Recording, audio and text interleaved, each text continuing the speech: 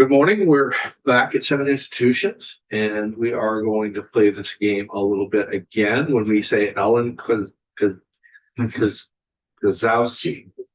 Tchaikovsky. There you go.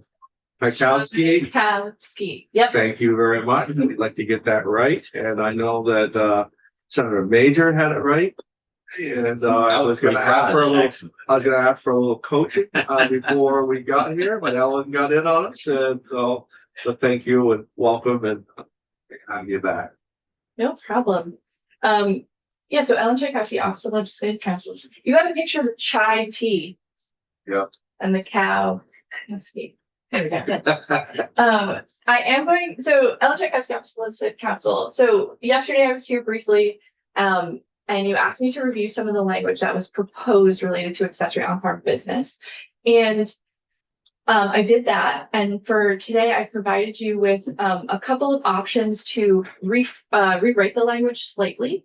I did want to start with a basic overview of the statutory scheme as it exists, just for some context. And so in 2018, the House Agriculture Committee and the Senate Agriculture Committee worked a lot on this concept of accessory on-farm business as farms were trying to diversify. There was some issues with towns trying to apply, require zoning permits, or having issues with the way that farms are adding things to their property, including farm stands. And so the Agriculture Committees worked on this amendment to statute 24 VSA 4412, and that's a municipal zoning statute. And so they created this concept of accessory on-farm business because towns cannot regulate farming in their zoning or require permits, but they were finding that the other businesses being added by the farms could require permits. And so the language was added in the zoning statute to say, okay, towns cannot prohibit accessory on-farm businesses through their zoning.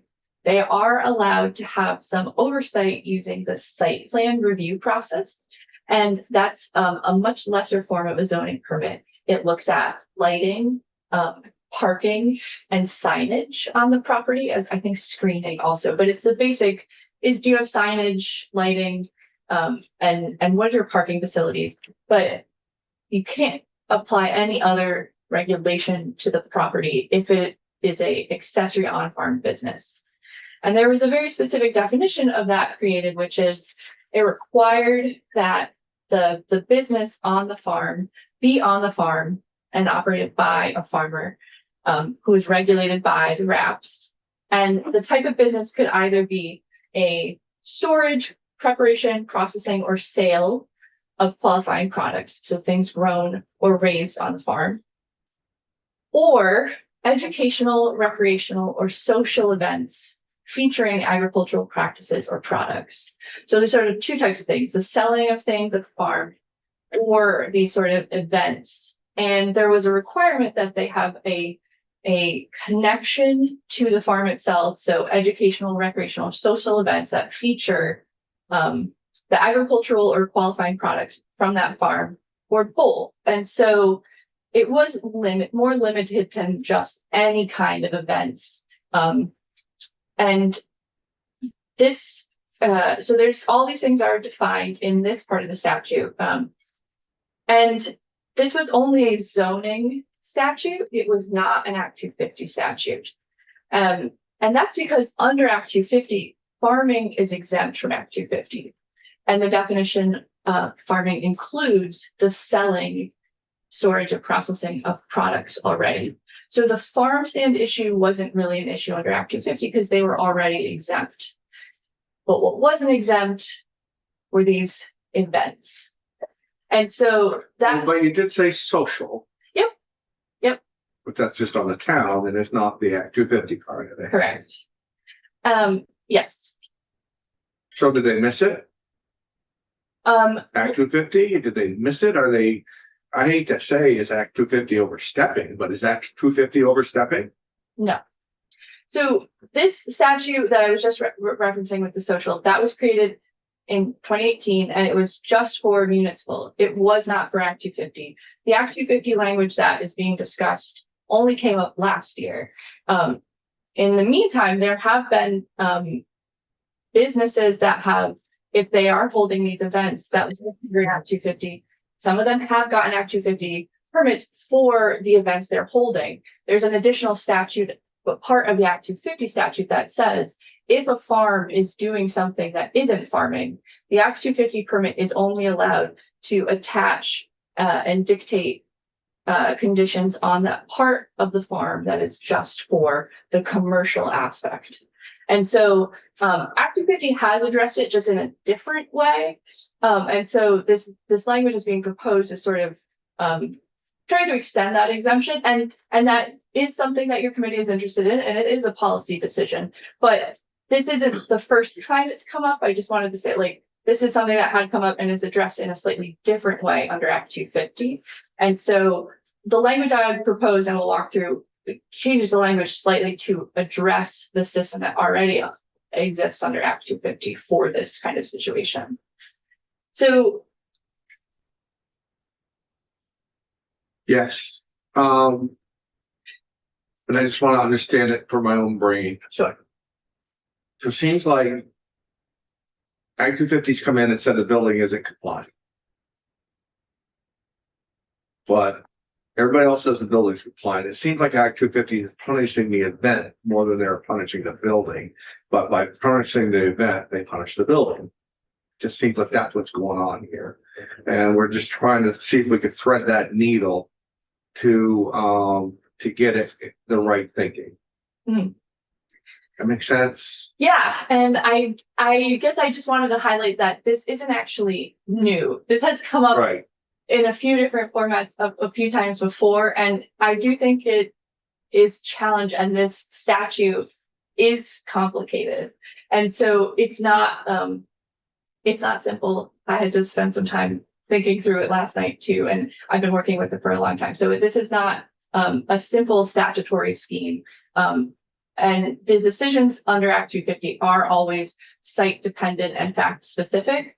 I still don't have a full grasp of the situation that you're hearing from with the constituents, and I know that can be challenging because this is a statute that has a lot of words in it, and it really what is happening on the ground and analyzing what has happened on the specific site and how it fits into the statute can be an intensive analysis that without fully seeing all the facts, it's hard for me to fully understand, but I do have some suggested language to address We'll get the to that situation. because we'll Yeah. have more questions about it. Unless you're Yeah, thank you, Mr. Chair. So Ellen, Act 250 is sort of a vague, not vague, but general statement.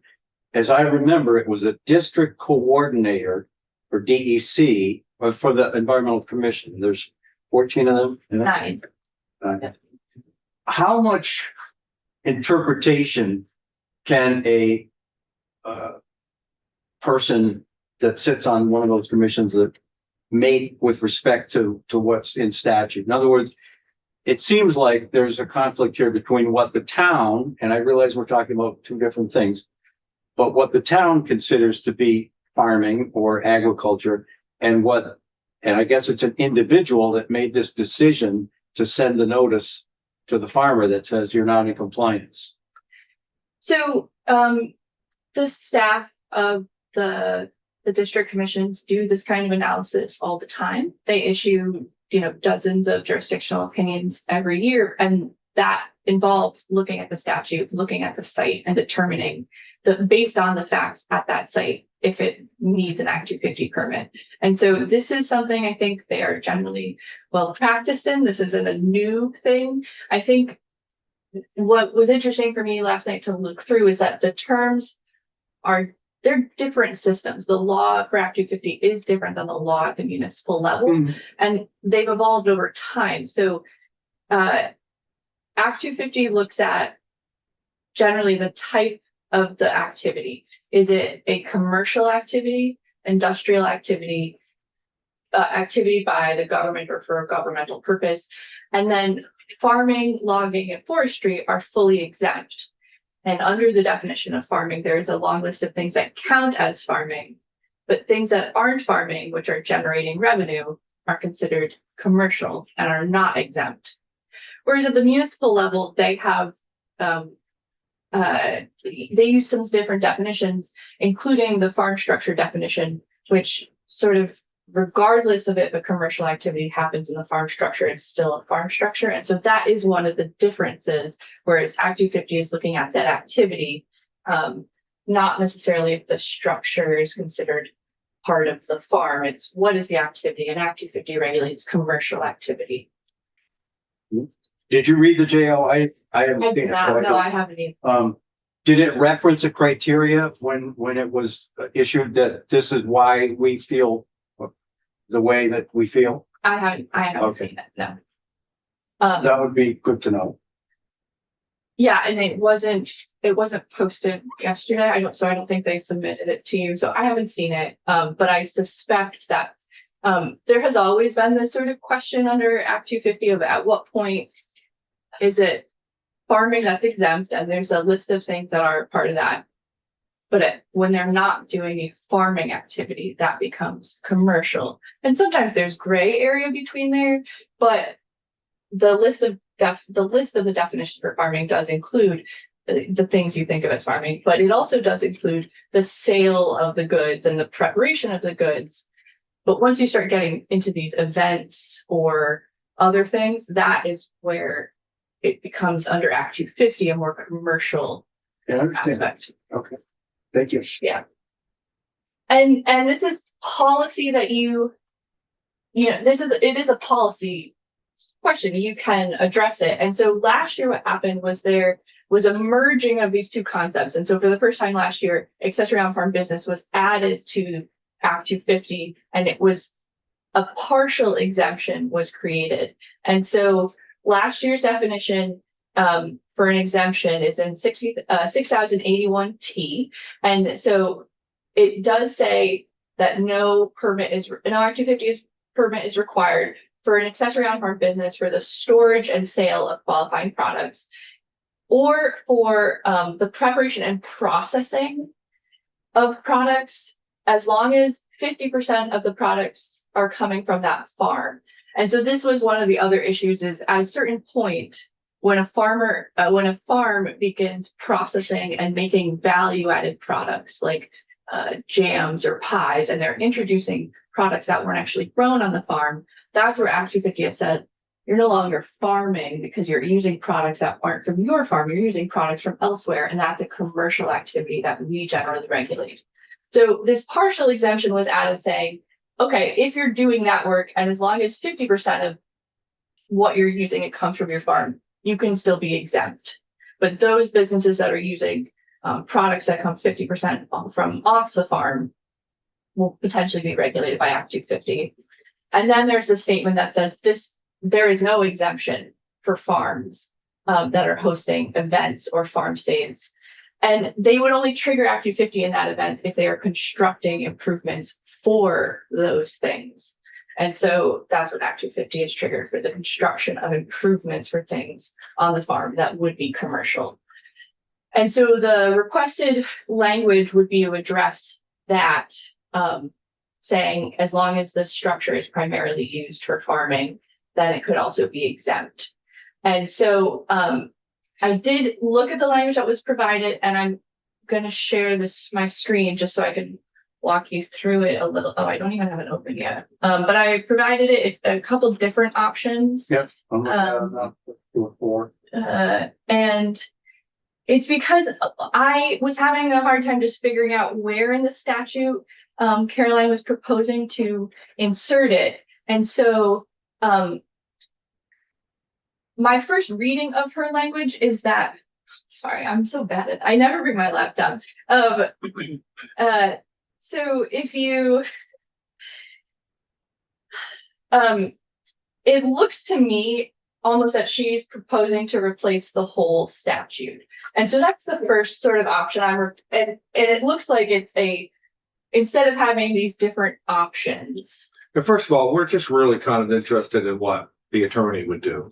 Okay. And so that, I mean, Oh, that is, we want the best choice, the best chance of getting this passed. And we appreciate Caroline's Sure. staff at it, because I think that she wishes for the same thing. So nobody's gonna be hurt Okay. if we just use what is gonna give us the best chance to get this through. Okay, so her, I think, well, there's sort of a couple things.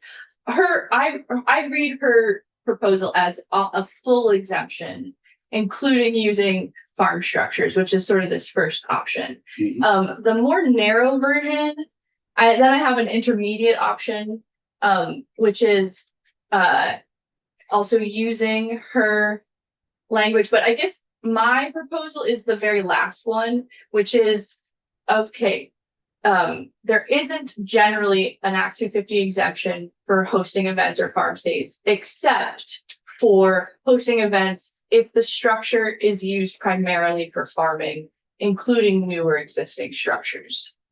And so her version had introduced the term farm structure, which is the municipal zoning term.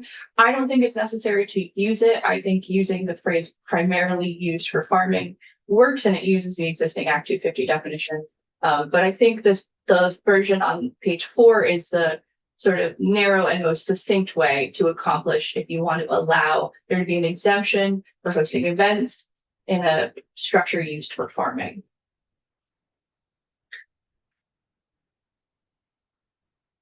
See, when I first read both of them, I didn't see that much of a difference between 1 and 4. So the 1 in 1 is primarily her language, and it's striking. There's the other language regarding for the processing and making sure the farms are using 50% of their products for processing. Okay. And so that's why I was slightly confused, because I don't think that's actually what she said yesterday, but so that's why I wasn't entirely sure. But so it is very similar to the language she's proposing, but mine is narrower. Okay. Yeah.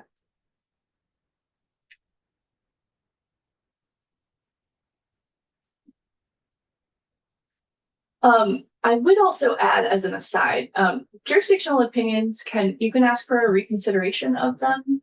And so if there was some confusion and they didn't think there was enough information considered, I think the property at issue could ask to be reconsidered and potentially provide additional information in case there's something that they were not understanding about the use of the facilities. Council, it's just a light touch to what we're trying to do. The last option, yes, is a much more narrow version. And this isn't the first time. Yeah. What usually happens? I have drafted things like this is a different version I've drafted but it's come up almost every year. There are, I think, people on both sides of this issue because I've heard it quite a few times, and so this isn't a new issue. And I do think there are concerns that there are people who want to misuse the farmer name to just have a business that's unregulated. And so while I do think making sure that farmers can diversify their operation is important, having some guardrails around who can qualify for that is about fairness, but also protecting the industry's reputation, I think. And so that's not my position. I'm just saying. But I get that because this is truly a farm. Yeah. They're truly making an income farming and they're doing it. So that information is very valuable. And I get exactly what you just said. Everybody's always trying to game it. So this isn't so much as an environmental issue concern as it is as far as people just saying, hey, they're one-upping us as far as to have this ability to have these events. I think that environmental concerns do come up because even with this language I'm proposing, it just says events, and different types of events have different types of environmental impact. You know, anytime you're inviting large groups of people to a site, you do want to make sure that there's proper wastewater disposal, proper traffic flow, to make sure the community has proper, isn't hurting the community. And so those are the kinds of things that Act 250 oversees. And so without that, there potentially could be, I mean, events is broad. So like picturing, a couple dozen people listening to music is one thing, but, it could include, I don't know, but So should we incorporate some of their language in here to narrow this down? Have a chance to get it to pass, because here's what's gonna happen. Yeah. This isn't gonna pass. We're just trying to find, and we've been in this situation before. We've been in it earlier in the year. The committee worked really, really hard. It was very thoughtful, and we got to it, and we just got to it, and we got something that everybody said wasn't gonna happen. So can we better our chances as far as to get this to pass if we become more concise? And because we're not trying to change the industry, we're trying to change one situation where we see that somebody's got caught up into it. And there might be only 5 situations in the whole state as far as where this is at. So we're not trying to put our thumb in anybody's eye to say, ha, ha, ha, we got this. We're just trying to fix something that we believe as a committee is just a little bit of an injustice. That's all we're trying. So it sounds like a lot, but we're really not trying to change all their rulings and take away Act 250's power. Sure. So I started with the language that had been proposed to you, but if you have some additional ideas to narrow it, I think you could specify, Senator Major and I had talked about numbers of events or temporary facilities like portable stages or portable aspects, indicating that, like, I'm under the assumption that portable things are already part of the exemption. But if you want to include additional details that you think could make it even more narrow and address the situation, I would ask if you had additional clarifiers that you think you could. And I don't know, Senator Major, I'm just trying to get. No, I got you. And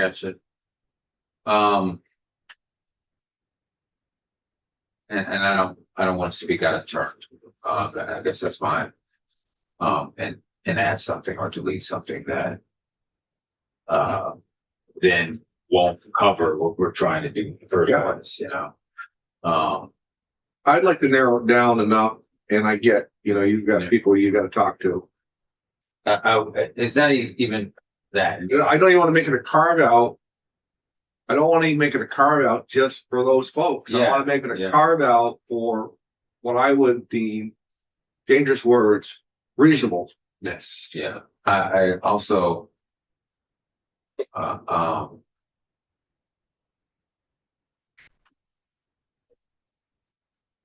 almost want to see it get negotiated with A&R. I don't know if that's possible. So I don't want to put Ellen on the spot because I don't think she knows. Do you know how many times the site was visited by the district coordinator? I want to say once or twice. I don't think it was. Okay. I mean, hopefully at the time when it wasn't being used for these events. No. And then another time when maybe it was. To get a balanced view. Yeah. I don't want to speak out of turn. I don't know if he was there at that time. I get the feeling that he wasn't.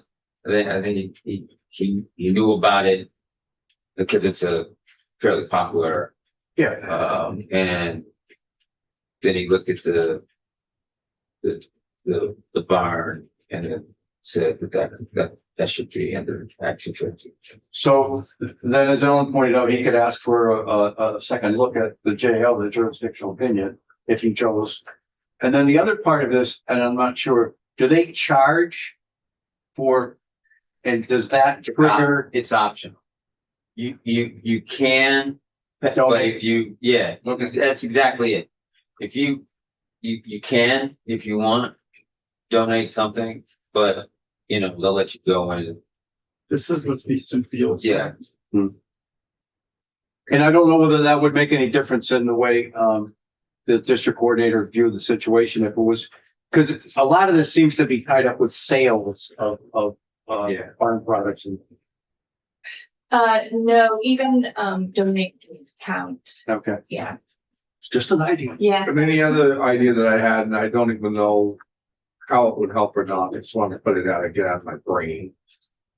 Is that it would be like if you had to get permission from the town for each event. I don't know if I that, think the town blessed them for everything, right, you know? I don't know if it makes a difference with Act 250. And it was showing more oversight. And it would say, okay, well, this just gives them one more chance to say, no, it was a crap show last time and we're not doing it anymore. And so it would give more enforcement at the local level. And I don't know if anything like that would sways anything or makes a difference. So, there isn't currently anything like that under Act 250, so, I think I could come up with language like that, to address this if you'd like. My first thought is, so the statute for municipal zoning of accessory on-farm businesses says that a town can't prohibit them. They have a requirement of the minimum oversight. But it also says that towns are allowed to not regulate them at all if they have no interest, if they would like to be more permissive of them. And so there are a number of towns already that have decided that they're very comfortable with the accessory on-farm businesses and do not regulate them at all. And so I'm not saying that is a con or pro to this situation, but not all towns are looking at them currently. So would that then encourage towns to be looking at them more? Would towns have to change how they're doing that to address this? Just something to consider, could be a pro or. The last idea, probably not the last idea, but the one at this moment that's in my brain. Why don't we get everybody in the room? Why don't we get the district coordinator in the room? Why don't we get the farm in the room? Why don't we get everybody in the room and see if we can't figure this out? We have time.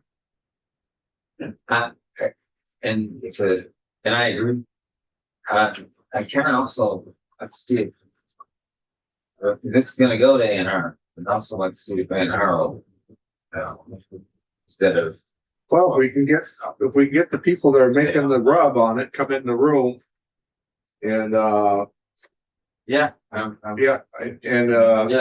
all for that. If we can come up with something there. I'd like to find a way to get this to work. Yeah. It's not gonna work the way it's working right now, in spite of everybody's efforts. And because it was gonna be very important that we craft language based on what it is, but let's try to get a meeting with everyone. You can get with your folks, we can get with everyone, and we can find out who it is, what it is. We're gonna need a name from where the opinion came from as far as where the violation occurred. Yeah. And let's see if we can get everybody in here and have a good respectful chat. Would everybody be in favor of that? Yep. You can check with your folks, make sure they are, because I think there are some unknowns that we don't know. Yeah. There's too many questions I agree. as far as what are we chasing? Really, what happened? And thank you for being just completely candid to this. I think that was invaluable for us trying to get this through and not just wallpaper and saying what we can do. But I And Caroline's watching it, she's agreeing with everything that we're saying, which is helpful. okay. Yeah, and I did just want to read, this is a really complicated statute Yeah. because of the balance that the committees have looked at in the past, trying to make sure that the different components are weighed. And so it's not that this is a simple thing to solve. No. So No. just so you know. Right. And I think the other thing I wanted to add, I'm just checking. So last year in Act 181, when the Land Use Review Board was created, there was they were asked as they began looking Yes, so they've been asked now that there's a new board that works full time to ask a number of issues that come up. And one of the reports that they're supposed to report back on is whether or not the jurisdiction of commercial activities on farms should be revised or changed. And so that's in section 34 of Act 181 from last year. And that report is due in February of next year. And so the land use review board in theory is already looking at that to provide recommendations. Okay. Well, I hope this was helpful. No, No, it was, absolutely. I mean, I just don't wanna waste your time or spin wheels and things of that nature, so I agree with Senator Eagle. Let's just try to get everyone to give facts, and so we can address those things. as Arnold said, we'll be back. Great. Thank you very much. Thank you. I hope you have the best weekend. Thanks, you too.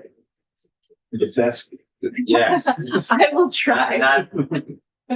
not a middling, but the best. So we'll work on that. Yeah. Everybody good with that? Yep. I think that's the best way for. Just get them in stock. Yeah. And we just know whether we're spinning our wheels or not, and just throwing things against the wall, see if it sticks. Let's see if we can get them in here and craft something, and even if we don't do legislation, I mean, we just remediate it. Okay. Okay, anything else? Not today. I hope you guys have the best weekend. Thank you. Say, Okay. and, All right. and,